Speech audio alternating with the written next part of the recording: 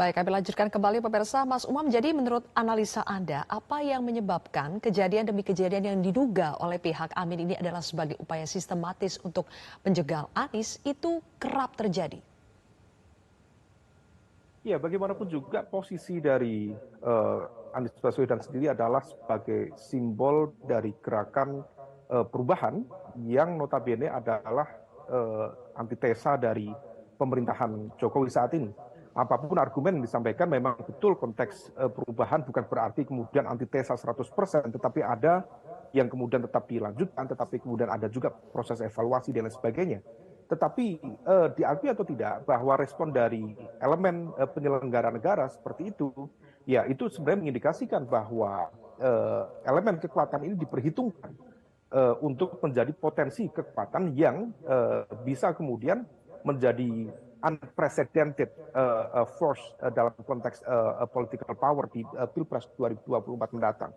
Oleh karena itu, kalau misal argumen tadi yang disampaikan, seolah ini bukan masa kampanye, ya itu sebenarnya menepuk air terpercik muka sendiri. Karena bagaimanapun juga dalam berbagai kesempatan yang dilakukan oleh para capres yang lain, kemudian diskusi-diskusi secara terbuka dilakukan di berbagai forum, baik online maupun offline, sebenarnya itu materi sosialisasi yang memang tidak terbungkus secara formal dalam konteks kampanye, tetapi ada soft campaign di sana dalam konteks literasi politik, edukasi politik, dan juga sosialisasi.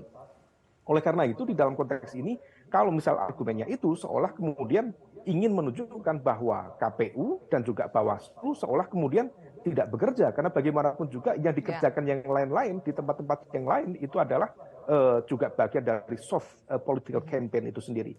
Nah, oleh karena itu, kalau misal kemudian ini diulang lagi, apalagi kemudian PJ Gubernur Jawa Barat sendiri misalnya Pak B. Mahmudin, yang kemudian nanti bisa dikaitkan beliau adalah dari lingkaran Istana Presiden Jokowi sebelumnya, kemudian bisa dikait-kaitkan seolah ini adalah bagian dari perintah dari Ya.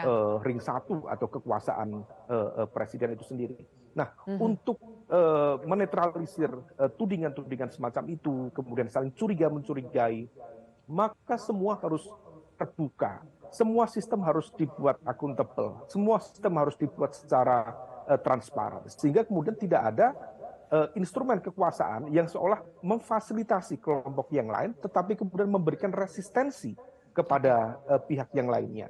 Nah, Ya. situasi ini yang tampaknya harus dijaga betul di dalam konteks demokrasi yang terbuka, demokrasi yang egaliter, sehingga kemudian tidak ada satu dua pihak yang seolah kemudian dirugikan, karena kalau misal dirugikan dan kemudian bisa dimanfaatkan sebagai sebuah gelombang mengkonsolidasikan dukungan, maka hal-hal seperti ini justru akan meningkatkan quote by quote saham politik, terutama dari kelompok-kelompok yang merasa tidak fair, tidak sejalan dengan pemerintahan saat ini. Baik.